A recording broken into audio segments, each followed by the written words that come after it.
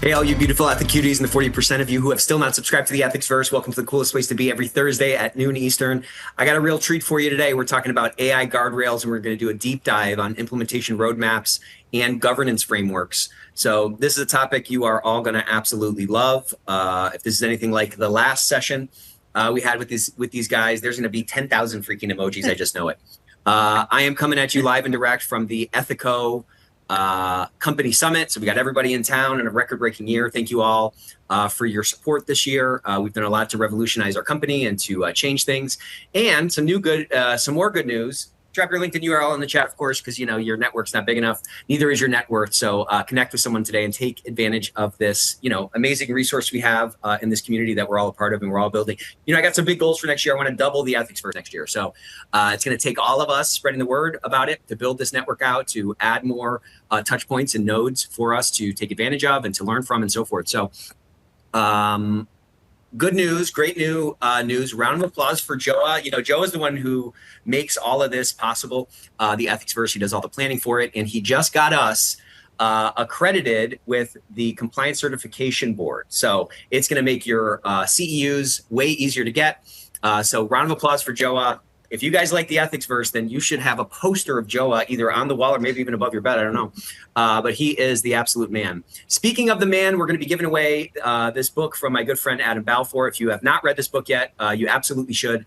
It's called Ethics and Compliance for Humans. If you don't follow Adam on LinkedIn, you absolutely should.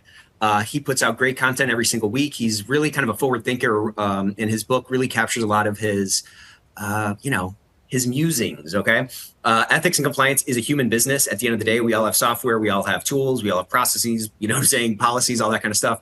But it's the people at the end of the day that we need engagement from in order to do our jobs in the most effective way possible. So we're gonna be giving away 5 of these today. And also wanted to share this employee engagement toolkit. So everybody loves Ethico. Everybody loves Ethico's toolkits because we put out so much content that's actually valuable. So I'd encourage you to check the chat or search for this. I think we have a QR code for it or something. But check out this employee engagement toolkit. Our job is to gain access to all of this risk intelligence in our organization. There is orders of magnitude more risk intelligence than what you're getting. And so it's really critical that you engage the human sensors in your organization to provide that, to feed it into the risk management apparatus that you are managing. And there are a lot of really creative ways now that your foundation is in place and everybody knows what compliance is. There's a lot of really creative ways to drive more engagement. Ethics and compliance is as much a marketing function as anything else. We're marketing to the human beings in our organization, to our stakeholders. And so check out this toolkit. There's so many great resources in there that you can leverage and make every week Compliance Week, okay? Also wanted to share about a couple of other things. We have a spot next Tuesday. We've gotten such great feedback from Ethico University where we're really taking a lot of these sort of concepts that are somewhat abstract and bringing them down to earth. And showing how you can leverage some of these concepts and axioms, whatever you want to call them, to drive better engagement, more effective programs, more efficiency in your program. Our to-do lists continue to grow. Our resources don't seem to grow along with them, so we need to make better bets with our time.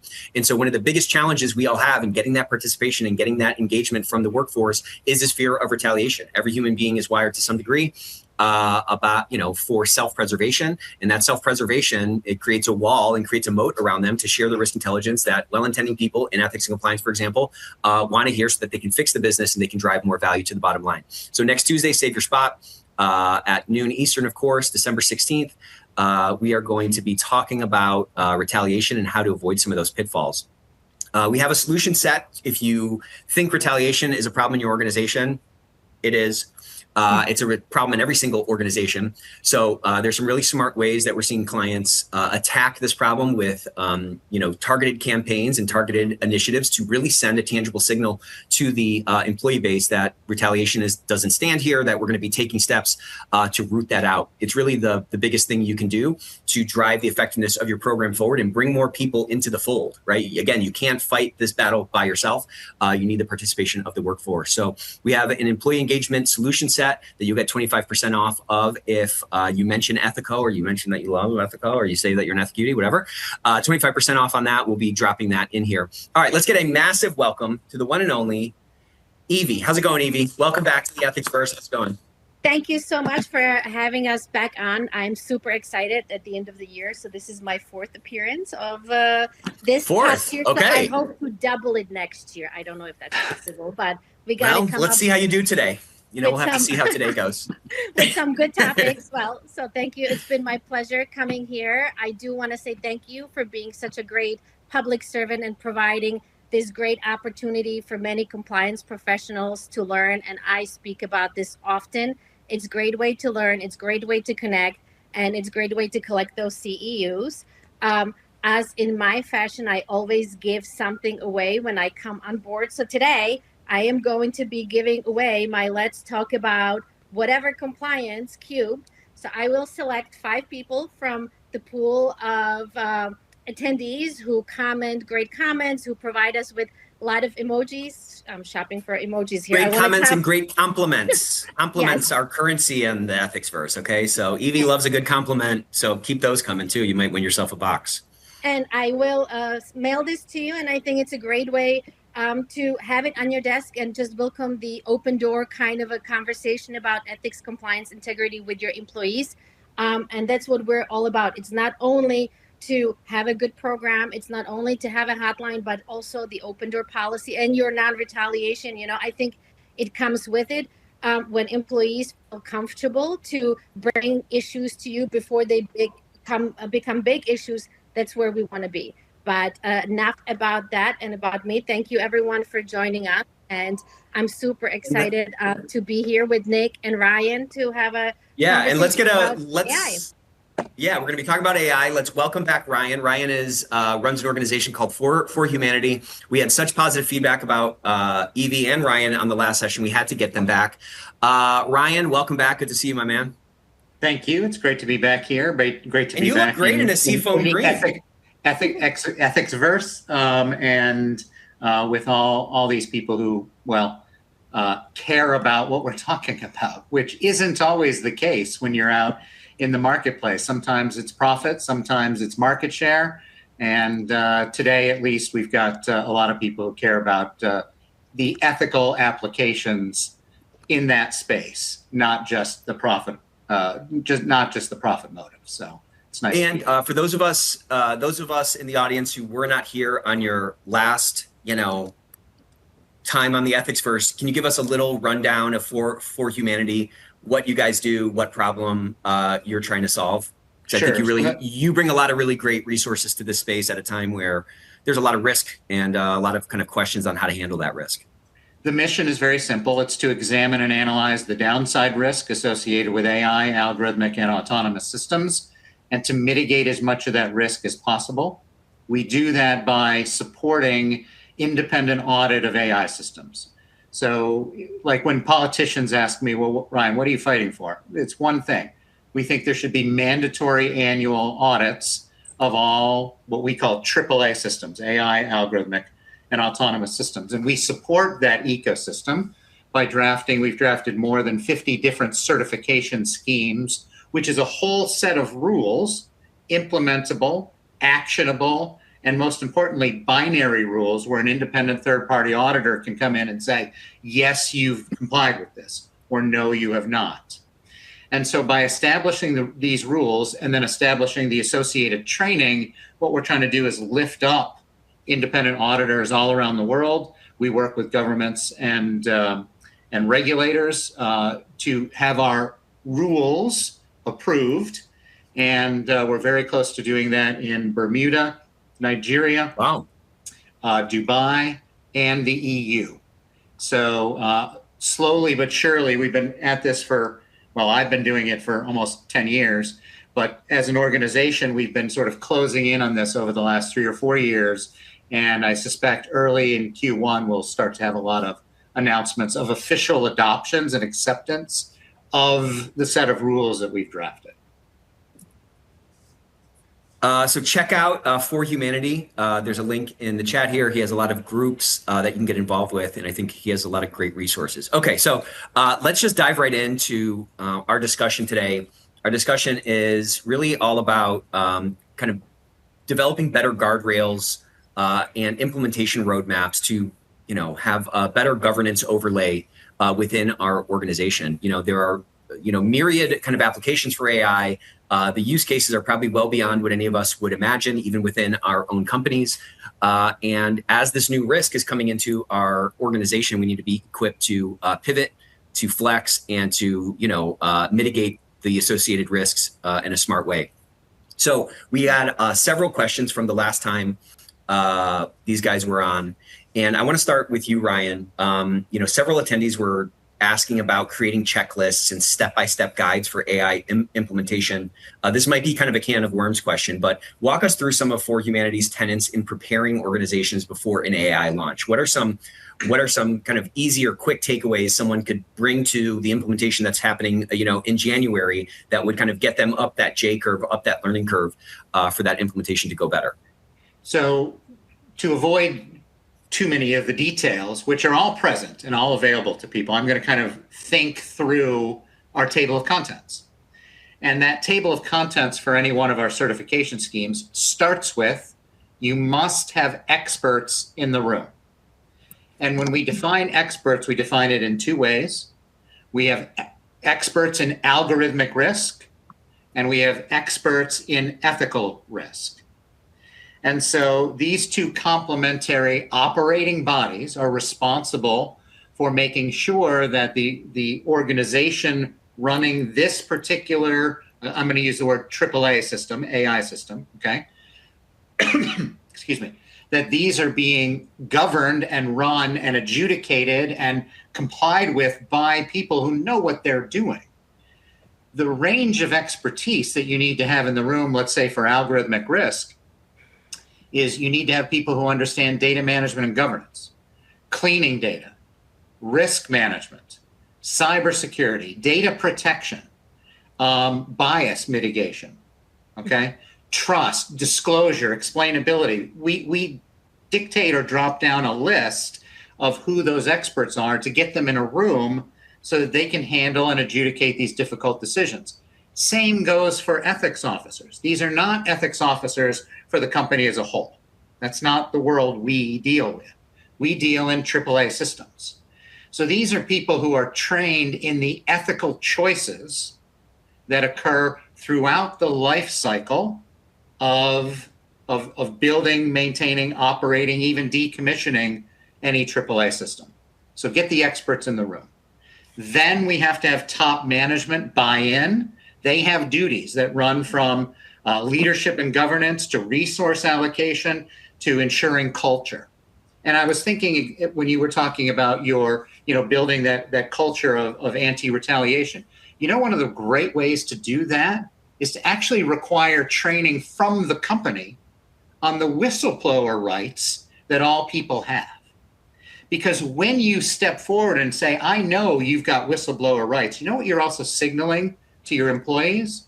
That you don't want them to exercise those. You want to create an environment and a place where people can come and bring ideas and critiques and questions without retaliation. And so it builds into that framework. So we've got top management creating a culture, and then we're going to begin to get into operational details, data management and governance, risk management, explainability, transparency, documentation, record keeping, monitoring, cybersecurity. It all plugs in. And I could go on for days and days, as you know, Nick, so I'll pause there. So we have a talking point from Kelsey that I think, thanks for this question, Kelsey. We have a talking point from Kelsey that I think might be appropriate to talk about right now. That second layer you talked about was management buy-in, right? And I think management has a lot of, call it explicit pressure from the board, coupled with implicit pressure from the headlines they read about their competitors and other CEOs and other leaders revolutionizing their business by leveraging AI. Is something sounding weird right now? Yeah, there's feedback. Okay, well, I'll talk fast then. Hopefully that goes away. So there's this pressure from management or on management to embrace AI. And there's, and to realize the benefits that AI can provide that they read about in the Wall Street Journal and so forth, ultimately kind of coming down to more profitability or, something faster, right? Achieving a goal faster. That's kind of what you boil down those goals to. And so that sometimes can be kind of a counterbalance or a point of friction with some of the, axioms that we're talking about here to like do it right and make sure that we're not opening ourselves up to undue risk. So Kelsey asked, I'd love to hear some feedback on the pushback received from physicians who demand AI development without policy development or risk review prior to implementation. Just at the surface, Ryan, and then we'll go to you, Evie. On the surface, what would you diagnose the root of that kind of a problem? Is that a culture problem? Is that a process problem? Is that just a natural problem? That point of friction, is that just a natural problem that's inevitable to kind of be coming down the pike given the change that, the massive change that this can be? Like, talk to me a little bit about kind of diagnosing this kind of pushback that Kelsey's, seeing, because I'm sure it's not unique to her. No, it's not unique at all. And in fact, it's the environment that we live in where it's innovation is the requirement, right? Speed to market is the requirement. There's two things or two ways you're going to learn from that event. Either you're going to have the foresight to recognize that problems will happen. And all of these tools have myriad problems built into them. They just do. So either they can happen to you or you can plan for them. Most people are not taking the steps to plan for them, okay? And that's kind of the environment that we try to encourage is that when you value any tool, it's a function of both upside benefit and downside risk.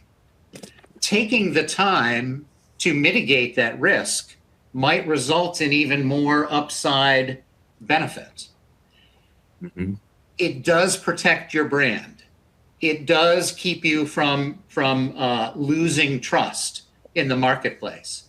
It does keep your competitors from selling against you, because someone will show up, and this happened all throughout history, right? We had cars in the 1920s, and those cars had wheels that were this wide, and they didn't have a roof, and they didn't have windshield wipers.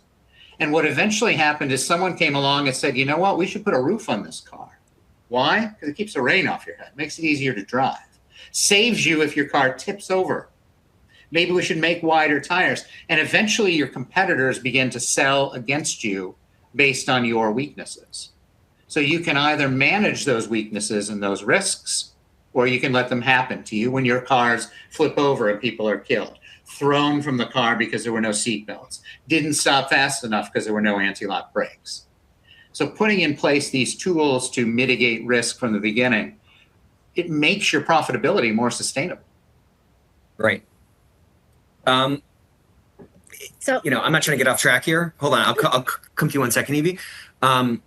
But is it just kind of inevitable that the true change is only going to come once the cars are flipping over and once the market need, as demonstrated by something terrible happening, for anti-lock brakes to become sort of a standard?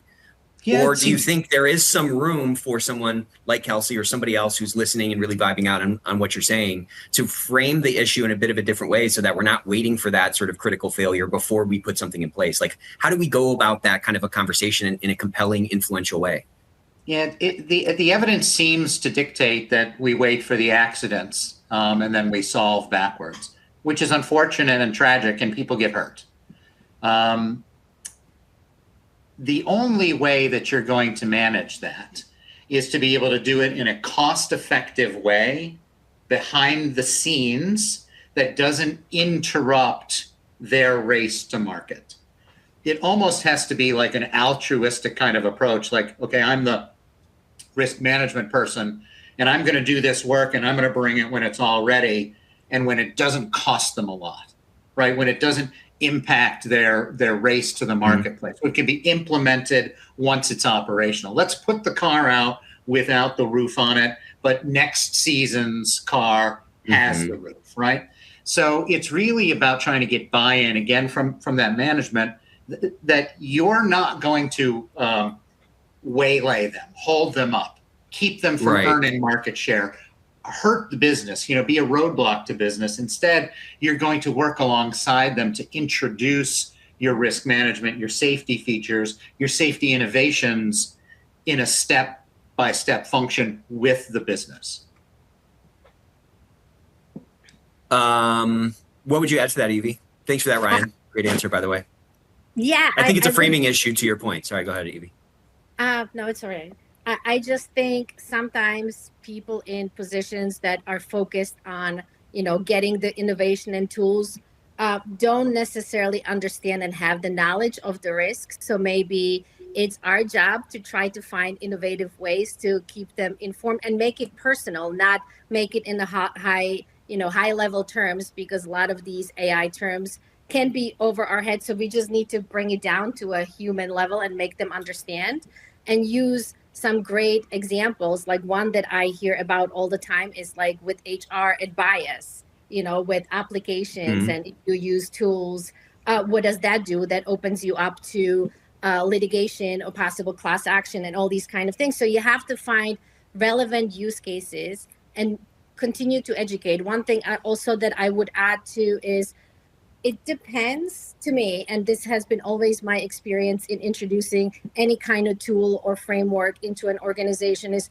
who is the one within the organization who is making the push for it, right? Is it at the top level? Is it at the middle level? What kind of a cheerleader they are, and what olive branches they've extended, what connections they've made through the organization to get more buy-in. And I definitely agree with Ryan in, let's do it together. Let's work together on the framework of governance and implementing the AI tools. But, we also need to know where it is, how it is, and who is using it. What are the risk areas? So kind of working all together and piecing those pieces together like a puzzle is important. Don't do one or wait to finish one to do the other, but kind of have a plan to work on it together. And I mean, we always say in compliance, no compliance program has to be perfect, as long as it's improving, which is your car example that you gave. Like you have to start somewhere. So start here and keep educating, keep going. I mean, to our listeners here, stay in the conversation and maybe put it on your calendar to stay in this conversation on a weekly basis. I try to do that, and I try to be consistent with my weekly conversation, and you learn a lot. And maybe give yourself a homework. How would you do a due diligence of an AI third-party provider? Do you have a plan for that? Like, start there, start somewhere, and keep going. Yeah, and I think that's great advice. And I would also add that we have to sell these ideas. You have to influence, and you have to sell, and you have to persuade. And we can't be kind of a one note type of a song. We have to be able to flex depending on who we're talking to Ryan's point, to sell it in a way that's compelling, to sell that in a way that's not going to hold the business back and so forth. And I think we have to say those things a lot of times to really convince people that we're not going to hold them back, that we're not going to be in conflict with the innovation and the speed of business that they're trying to attain, but rather we're actually going to help them do that faster. So I think if we can conceptualize that in our mind and believe that, and understand and truly believe in our heart that every lock can be picked, and if this is the right thing, then that idea should be able to stand on its own from a meritocracy perspective, then that should energize us and give us the motivation to pick those locks, to kick those doors in, whatever, and put the right things in place for our business. I have a great question from the chat I'm going to go to in a second, but Evie, there was a lot of discussion in the chat in our last show about shadow AI and unauthorized AI usage and so forth. I recently did a talk with SCCE about this topic, but one attendee had noted that like 90% of compliance professionals lack, AI governance policies, and 95% lack acceptable use policies. So where should we start with this problem? Like, where should an organization start with this problem? They know that there's probably unauthorized AI use.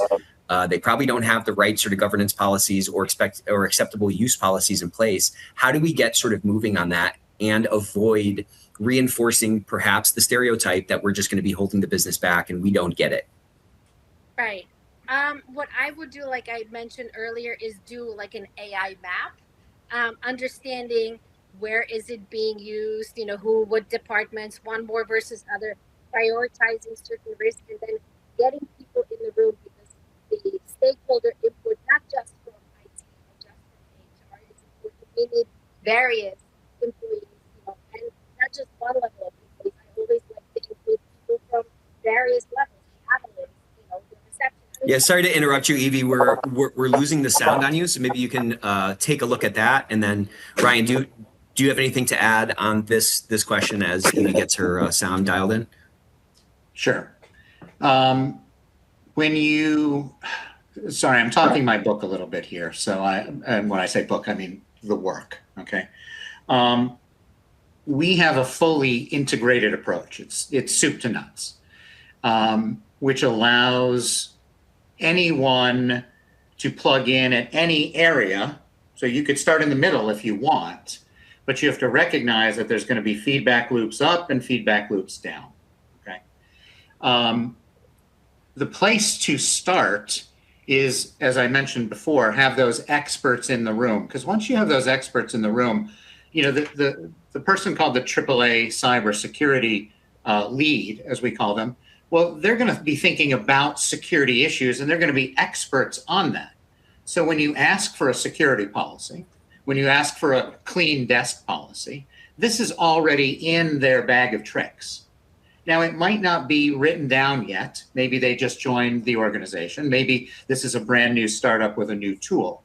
But they have this expertise, and now it's a question of putting it down and then training people on it, both of which can be done at any stage and at any level, and it can be done on a risk-based basis. If you decide that acceptable use, you've got a new tool in, and everybody's using it wrong, okay, that might become your top priority. So let's get after it, right? And a great example of this was ChatGPT. When ChatGPT showed up to Samsung, pretty big company, right? Company that probably had a lot of policies in place, had a lot of risk management in place. ChatGPT shows up to Samsung, and two of their designers put source code, proprietary source code, into ChatGPT, and now it's out in the wild. Was acceptable use something that should have happened well before they got their hands on that tool? Clearly, because the cost was way higher than the cost of just putting an acceptable use policy in place in advance. Totally. So these are the kinds of examples that you want to be bringing forward. When you look at a comprehensive compliance framework, it all fits together, right? It all works together. So there's no right or wrong place to start, but recognize that until you've done it completely, you're going to have holes and gaps and weaknesses, and people don't want those, right? So just getting started and picking a place that's meaningful to people, show some little successes, and then build off of that. I think that's great advice. That's a great anecdote to leverage. And I think if you can couple that with a how and what question, a how or a what question, with leadership that you're trying to convince, you can do a lot to get something unlocked. Something like, how are you sure that our source code is not making its way out into the AI brain? They're probably going to say, I don't know. You know what I'm saying? Like, oh, I'm just trusting my folks. I mean, questions like that are very powerful. You can control the conversation with questions, of course. And those how and what questions are very powerful to make your problem our problem, and really, illuminate for somebody some of the vulnerabilities that they might not have considered because they're running hard and they're trying to go fast. Evie, how's your sound going here? Is it You better? were saying something really smart if my lip reading was working. Is it better now? It sounds better, Can you yeah. hear me? Okay, great. Thank you. I tried to turn out mic, but I lost the train of my thought. But what I was going to add, because I don't want to repeat myself, is what is the conversation also inside of the company? What training and communication? What's the culture around it? What are we, what are we selling? What are we talking about? Because I think that is really important. Now I remember what I was saying. I said, in order to get the appropriate feedback about the usage of AI within the company, and when and what and how, and answer all those questions, we have to ask people or our employees at various levels of the company, not just one level, because everyone has a little bit of different point of view. And one thing that I always hear Ryan say on the call there, it's really important to get the different stakeholders in the room to make the best possible decision on how to move forward from whatever the issue is, especially here. I think that's so spot on. And don't underestimate the value of information asymmetry. right? If you've done a bunch of pre-work before you go to your boss or the leader whose endorsement you need to get the policy going or to get this initiative going, if you've done a bunch of pre-work and you've had conversations on AI use and you've made yourself the implicit expert inside your organization because you've interacted with so many people at different levels and different departments throughout the organization, and you show up to that conversation with that high degree of information asymmetry because you have firsthand primary knowledge of actual, anecdotes from people that are using it, you really elevate yourself to a much more powerful position and give yourself a lot more credibility to get something unstuck. So again, we're talking about sort of nuts and bolts, AI guardrails and governance frameworks. And in the same conversation, we're talking about, well, how do we actually persuade people who are not maybe looking at the world the same way as we are, whose eyes are not on these risks to the same degree that ours are? How do we persuade them to start to see the world our way, to open up some of these, these locked doors and run through these hallways a little bit faster? Yeah, I will add one more thing to that conversation.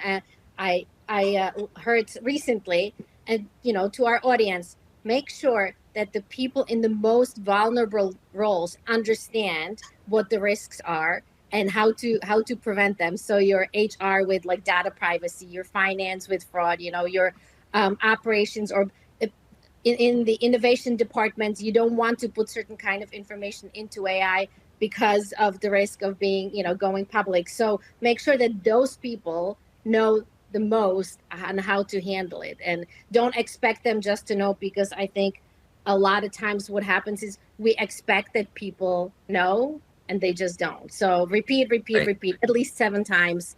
And now sorry, I just went over. Yeah, 7 times 7 ways is what I like to say. So that's, 49 times almost. Okay. So this next question, I want to start with you, Ryan, and then we'll go to you, Evie. And it's kind of 2 questions that are kind of at a little bit of different angles. So one side of it is like, companies have deployed a lot of these like pilot programs that now have, these pilot AI programs. Okay, cool. Let's go ahead and test that out. And then that ends up becoming kind of integrated and call it like a permanent fixture inside the business. So the first question is like, how do we retroactively apply governance to these legacy pilots without breaking internal processes? Okay, so that's one. Okay, we're now imposing sort of these governance frameworks to, existing, tools. How do we take into account the myriad business processes that are kind of interacting with these AI use cases? So that's kind of question A. And question B is kind of related, and you can answer either or both, Ryan. But what do you think the best approach is to integrate AI guardrails into existing corporate policies without it just being just yet another, policy that's expanding our policy book into a phone book, for those of you who know what a phone book is, and without creating those conflicting policies? So how do we kind of navigate that, both applying them to old things and applying them or integrating into our current sort of policy, framework? Applying them to old things is the most challenging thing of everything that you covered. So retrofitting of any kind becomes very challenging, especially once people get ingrained in their use. So I would advocate for a more robust procurement process at the outset, where the specifications and requirements of that procurement are equal parts of, the benefit, the reason we're buying or deploying the tool, with the safety and the guardrails built into the requirements from the outset. This provides a huge societal feedback loop where now the people coming to sell to you, and it's a little bit like the car analogy, right? I'm buying their car because it's got a seatbelt, a roof, windshield wipers, and anti-lock brakes, right? And I'm not buying yours. Well, you know what that makes the other one do? Makes them innovate, makes them improve their safety. So it's a very positive feedback loop when vendor procurement process is demanding these guardrails be built in from the outset. Now, yeah, I mean, that's like a market-driven market is kind of requiring it. So that's a great catalyst, right? Yeah, and it might be something that each person who's listening to this might want to, what is my societal obligation here, right? And this is probably one of those places where I would tell each of you, you have a societal obligation here to demand more, to be more educated. Now, you might say, well, doesn't OpenAI know everything they need to know about their ChatGPT? And the answer is absolutely not. Right. And the same is true of every other vendor, okay? ForHumanity provides free resources. You can come to our courses and learn all of these implementation rules for free. You don't have to become certified. That's where you start to pay for a course. When you take the exam, you pay for it. You can come and just learn. And those learnings and that information will educate you on what you want to put in a vendor procurement plan, how you want to engage in monitoring, the needs that you have for those specifications and requirements. To avoid part of Nick's question, which was, well, how do you retrofit it? Retrofitting it can be massively difficult because you might be Xing out use cases that people were doing that are now part of their daily work. Yeah, 100%. Because it just doesn't fit. Oh, I've been throwing my source code into ChatGPT for months. Well, guess what? You shouldn't have been. So now how are you going to deal with having to do some other sort of mechanism to improve your source code? Okay. So, that backfitting is, look, it's going to happen and it's going to be painful and it's going to take a lot of work. These are the choices that we make. We race to market, or maybe we do it a little bit more right from the beginning. What would you add to that, Evie? I would say, well, two things. One is you can start simple.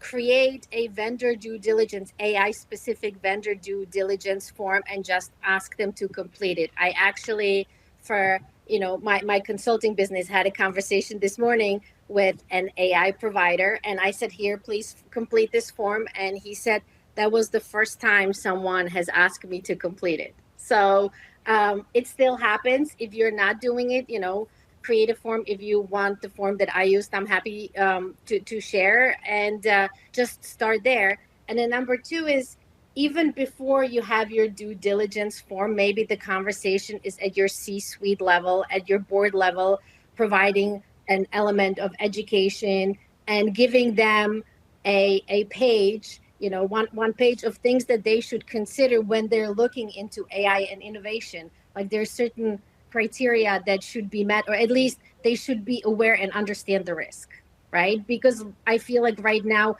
there is a lot that they don't know. They're not experts in AI. They're probably not experts in IT. So it is our job in a way to try to get them there as best as we can. That's good. So Evie, I'm going to stay with you here for a second, but you've had a lot of experience managing compliance programs, both in your old life and in your current consulting business. And you've seen a lot of new sort of governance frameworks come into play. What do you think a realistic timeline is for like awareness to actual implementation of a new framework? Does it depend? And you can't say it depends. How's that? Well, it does. On one thing that I say is, and I said that earlier, who is the person who is asking for this initiative? Where in the company is it coming from? And how many people do you have on your side helping you get there, right? Is it the general counsel? Is it, somebody who is maybe junior level who really wants this and think it's great? It's like, how many hurdles do you have to come across? Is how long does it take? If you have a way to speak to the board of directors and have an ability to take do a presentation and have conversation with them, then the timeline may be, okay, we're going to do, and the next month we can give you some framework or what we want to do. I think all of us compliance professionals can speak I can speak for all of us that when we have something to do, we will try to get it as soon as we can, as soon as we have the information. And even if it's not perfect, we will try to provide you with what we can. So it's not up to us. I say, depends where you start in the company, 30 days maybe for an awareness. And then you start plugging in, putting forms in, depending how big your team is.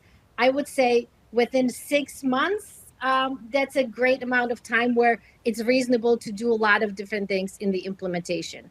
But you have to consider risk. You have to do some research too, and I think you have to do some brand building as well. I mean, right. Again, so much of our job, look, I think I've said this before.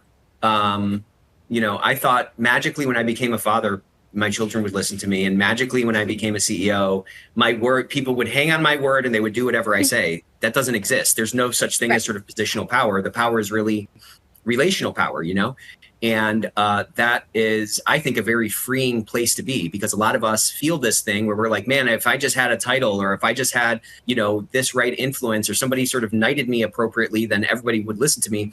I'm telling you that it doesn't happen, or maybe I'm just a terrible CEO. It could be both. Okay. So it's on us to build that brand and build those circumstances for success. And a lot of that's going to come down to the, extent to which we've sort of stacked the deck in our favor to drive more influence. I'm just saying that it doesn't take much to be known pretty quickly in your organization as the AI expert or the AI governance expert. It requires some conversations.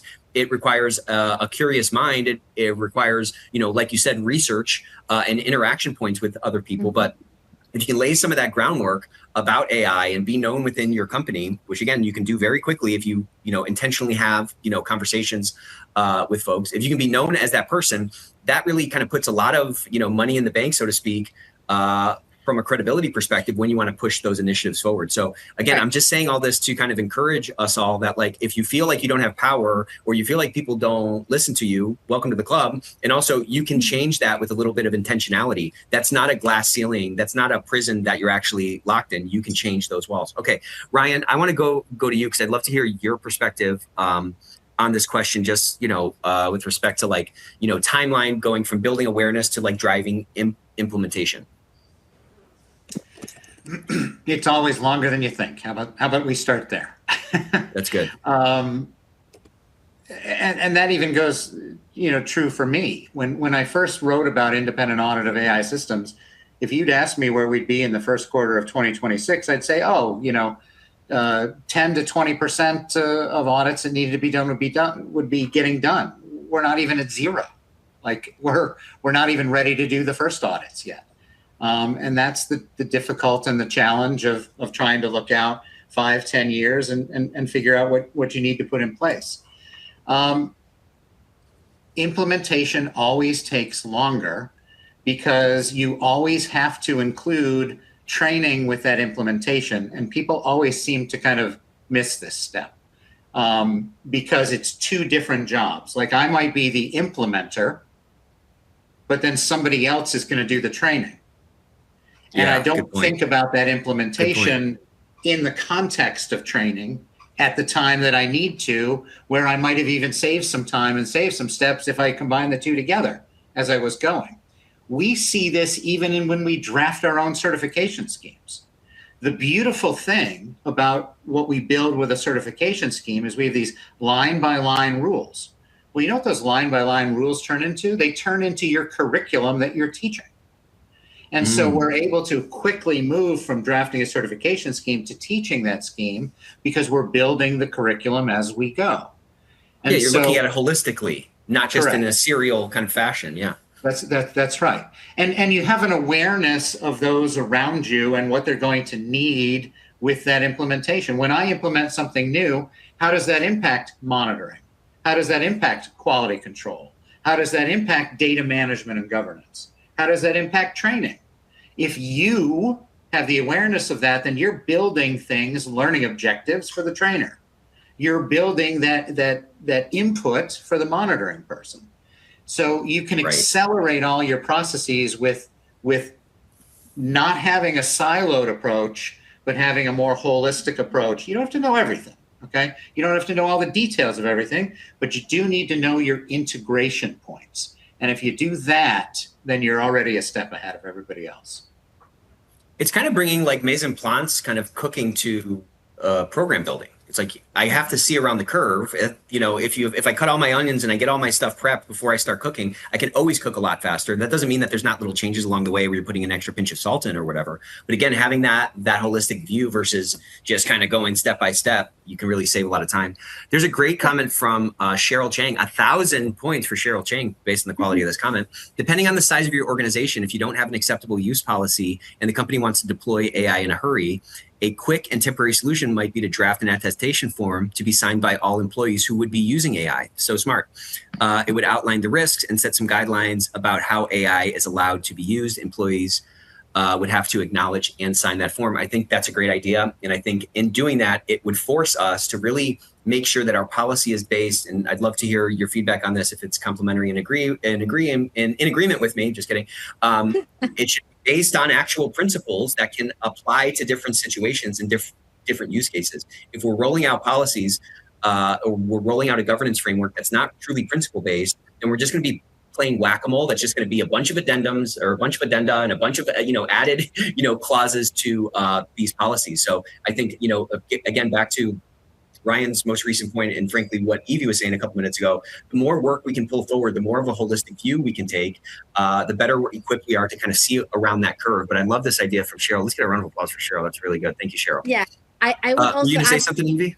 Yeah, to the previous comments that we were making, you don't know what you don't know. So as you're training, testing, having conversations, you're learning new things. So don't be afraid to pause and reassess the situation in what it is. Just because you thought your acceptable use policy should go one way because maybe you didn't include everybody's feedback and now it needs to change. Don't be afraid to have those conversations and change it. It should be a living document, which goes to, what you were saying. So good yes, point. I support your comment.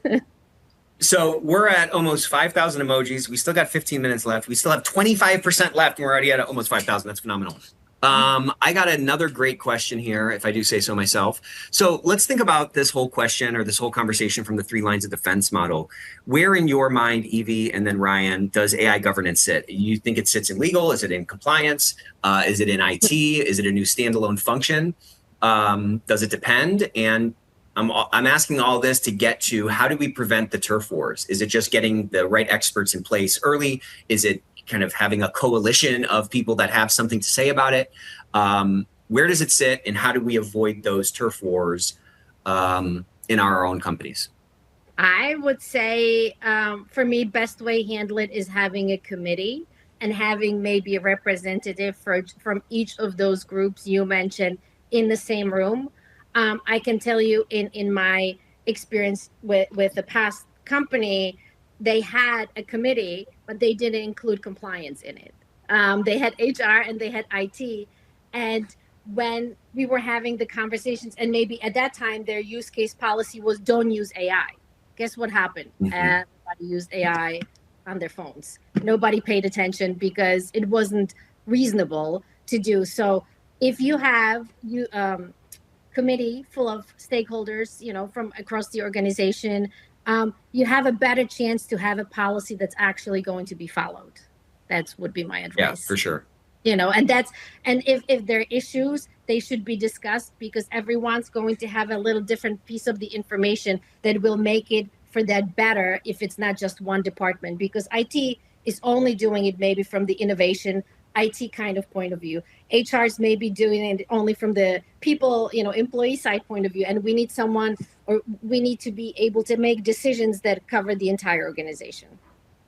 Yeah, and I think the policies that come out of such a construct that you just described are more likely to be followed because they're probably more comprehensive, to your point, right? Like you're getting the vantage point from many different sort of sources inside the organization. And then also any department that is subject to that thing has, a representative of theirs, like forming the policy. The buy-in is always going to be higher when people feel like they are a part of it, or a proxy, or one of their proxies is a part of the creation, as opposed to it just being sort of imposed like a noose around the neck, or like a yoke around the neck of an ox there. Okay, a little ox analogy for you.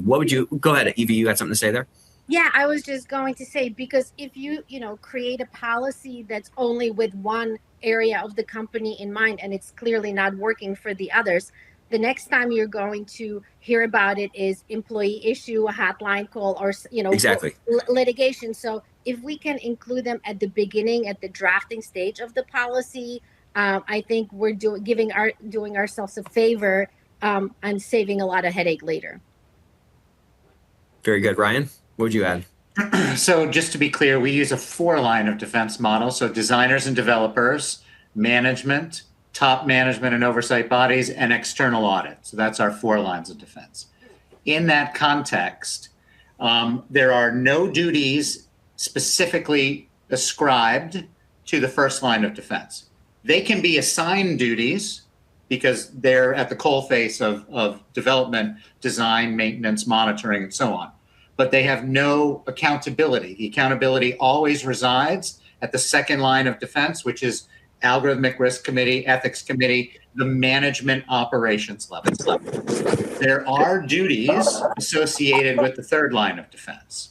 Third line of defense has to accept the residual risk of the product or the service that's being offered. They are the only ones who can say whatever the residual risk is, that it's acceptable to this organization, this corporation. And then finally, external auditors are the one providing that outside independent assurance, and that's where they fit in. So the answer in the end is that the right line of defense conducts their duty and responsibility in an integrated fashion. Okay.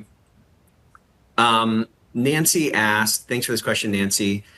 Can this quote unquote committee be the compliance committee, which is already cross-functional? Like, do we need to create another committee? Can we have a subcommittee, or can we just put another hat on the walking hat rack that these committees can sometimes turn into? What do you think about that? Let's start with you, Ryan, and then we'll go to you, Evie. Algorithmic risk is substantially more than just compliance.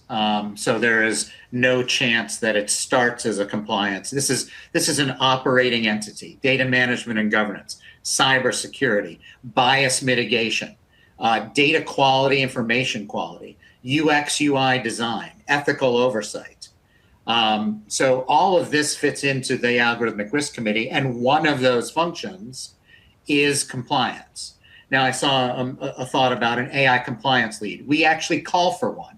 That AI compliance lead sits at the top management level. Why? Because certain laws, like the EU AI Act, demand that role. They demand a contact where you're interfacing with the National Supervisory Authority, and you're providing compliance documentation, official filings, and so on. So when that's the case, there's no two ways around that. Somebody has to play that role. Call it an AI compliance lead or something else. I don't care. It's somebody who plays this role and handles these duties. But in the end, the expertise of an AI compliance lead has nothing to do with data management and governance. It just has nothing to do with it. The expertise is entirely different. So you have to make sure you've got all the experts in the room if you want to tackle the problems, the risks associated with AAA systems. You know, again, back to your point, in like a sustainable way, where you're not going to just be, tearing down the drywall, every single quarter or something like that. Evie, everybody wants that form. So if you want to drop that in the chat or send that to us, we'll send it around with the CEUs and stuff. That would be great. Okay, so you'll do that. Okay. So I want to talk a little bit about documentation, because a lot of times we feel like documentation is sort of the shield for compliance. We have to get our plan on paper. We have to commit to these initiatives, and we have to articulate what the nuances of that particular initiative are. What do you think we should be? Most everybody here does not have an AI compliance officer or a full algorithmic governance committee, as you described. I could see that, being commonplace in a couple of years or something like that. But given where we're at the sort of, adolescent stage of this whole journey, what do you think? I want to start with you, Ryan, and then we'll go to you, Evie. What do you think specifically we should be documenting during these phases of trying to apply these governance frameworks that are not going to have to be like uprooted, very quickly? Like, what would we get started with? What kind of things would we be documenting? Is it just principles? Is it just kind of a register of like existing use cases? Let's talk to me a little bit about like the documentation load and where that focus should be if somebody is like, again, resonating with everything we're saying, but they don't really have anything meaningful in place right now. I'm going to disagree with you slightly in the sense that of this Algorithmic Risk Committee as an example. What they don't have is they don't have the committee organized. But what they do have is the expertise in the shop. They have that know-how. It's being done in sort of disparate ways, for sure. Correct. Yeah. So really what you're doing is you're herding cats first. You're saying, look, when you do something in security, there's a couple of people who need to know about it. And that's what the committee is. This isn't a thing where you have to go out and hire 8 new people. All you're doing is you're bringing the right people into the room so you can have the right conversations. Then, Nick, every one of our functions starts with a policy: risk management policy, data management and governance policy, monitoring policy, incident response policy, vendor procurement policy. What you're doing is you're laying down the processes and procedures, the metrics, measurements, and thresholds that are necessary to achieve success with whatever area you're focusing on. And most likely, of all these people on this Algorithmic Risk Committee, each one is doing one or two of them. It's not somebody has to do like all 6 or 8 or 10 of them. Why? Because it's an area of expertise associated with their expertise.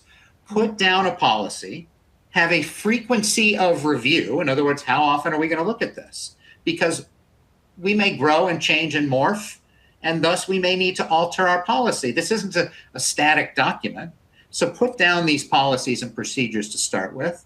You also need to gather and compile technical documentation, oftentimes for regulators. And then finally, you need to have event logs at the coal face of the operation, tracking every individual change. And by the way, almost everything you're putting into this mishmash called a AAA system has the ability to do an event log. So now all you're doing is coordinating what's there. Yeah. But that's the documentation stack that you're going to be building. So yeah, I think what you said is an important point, because to that point, it's not like we have to recreate something. It's really just reconfiguring something, right? To use your example, herding those cats and getting these different, again, maybe this is back to, maybe you should think about adding this to your curriculum. Get all the experts in the room. It's kind of what it sounds like. Just kidding. But yeah, getting those people in the room and starting to get those conversations, opening those conversations up. I think that's a good point. And I agree with your disagreement. Okay, Evie? I was just going to add, to Ryan, while we have all these people in the room, the subject matter experts from the different areas in the company, and while you already have your compliance committee in some organizations more than others, it is very important to put someone in charge, and maybe not in an official capacity, but give them the, being in charge of AI and just that project. Maybe it's project-based kind of a thing, because I feel like if you don't have someone specific in charge, things kind of fall. And that's just working in organizations, things fall off, and we don't maybe pay attention to. But if someone is really driving that effort together with the other experts, I think that's very helpful. Quick question in the chat here from Brian. Thanks for this question, Brian. Ryan, can you run through those 4 lines again and talk about how or where sort of internal audit sits? I want to talk a little bit about this internal external audit thing. Yeah, internal audit sits in the 3rd line of defense, which is top management and oversight bodies. It falls under quality management. That could be model validation. It could be internal audit. It could be just quality checks. But it's above the operational layer. Why? Because it has to be as independent as it can be, sitting under the same roof, sitting under the same stock price or bonus pool, and so on and so forth. The 4 lines of defense from our perspective: designers and developers, management of the operation, top management and oversight bodies, which includes the whole C-suite, the board of directors, the CEO, quality management, compliance, legal, all sits at the 3rd, and 4th line of defense is external audit from our perspective. Very good. Okay, so I want to talk a little bit about, I feel like this should have been a 2-hour episode. Thank you guys so much. This has been a phenomenal episode. So far, we're not even done yet, okay? So I want to talk about this thing that you kind of alluded to, Evie. And so like most organizations they're not developing AI. They're really buying AI, or they're creating use cases with like an existing tool.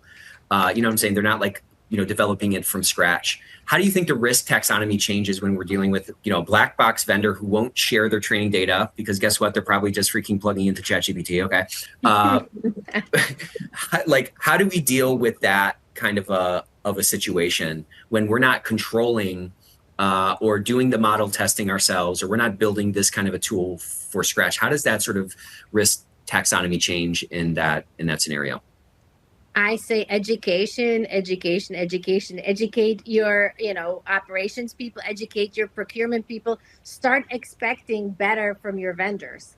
And there is many different vendors. So if one does not want to provide you with that information, find another one. I am pretty sure that the market's going to be saturated soon. So don't be afraid to push back. And, we say that, you say that, Ethisphere says it, when you're an ethical company, when you do the right things, your profit margin is at least 20% more than everybody else. So that goes along the same line. Start being bold, and in your personal lives and in your professional lives, start choosing the companies that make difference and, stay behind their word. That's what I would say. And I mean, you got one life to live. Why not live it? You know what I'm saying? Right. And, to our audience here, just push back, when you are in the compliance world, but push back with education and maybe provide other opportunities and solutions and how they should maybe choose the better vendor, I think. So for the next time they can. Yeah, that's great. How about you, Ryan? Why don't you bring us home with this? I would just say that Evie's spot on, that this is, you have a duty and an obligation to yourself. You have a duty and an obligation to your organization. If you see risk, then you need to be bringing it up. And 100%. if your company does not have a culture of accepting those points, you need to try to change that. And examples like Boeing and the 737 MAX are key and critical. I mean, lots of people were dying through crashes. Lots of people were getting hurt and harmed. And the line people knew exactly what was going on, but they didn't feel they could say anything. And that is an environment that has to change for your organization to become sustainable. The risk intelligence is out there. The risks are going to keep changing. The landscape we're traversing across is going to continue to undulate. It's on us, to your point. We have a duty and we have an obligation to be that guardian for our organization. And, Evie, to your point, I think it's incumbent on us to come to these conversations with a position, with a viewpoint, and to advocate for that viewpoint. Everybody is not going to automatically see the world our way, but our way is the right way. And it's on us to make sure that they see it that way. So let's get a massive explosion for these guys. Phenomenal session. I had high expectations, but man, you guys absolutely killed it. Check out the link in the chat here for forhumanity.center to hear more about Ryan and learn more about his frameworks. And I really want to encourage you, if you don't follow Evie on LinkedIn, you absolutely should. You definitely should join her club. I think that club was the Ethics Club. I think that link was in here, but maybe we can drop that in or we'll send it around after. I hope you guys really enjoyed the session. Please share on social. It'll be on YouTube tonight or early tomorrow morning. And I want to remind you about our next two sessions. Next Tuesday, we have Ethico University, where we're diving deep on retaliation pitfalls, how to avoid them, how to actually stop this problem inside the organization and demonstrate through a campaign and other little hacks that you're really serious, about fighting retaliation. And then next Thursday, the 18th, can you imagine? We're getting so close here. Hot topics in E&C and HR. It's our quarterly episode with Karen Moore and Matt Kelly. So I hope you guys will join us for that. Spread the word. Have a wonderful day. Love you all. Take care. Thank you.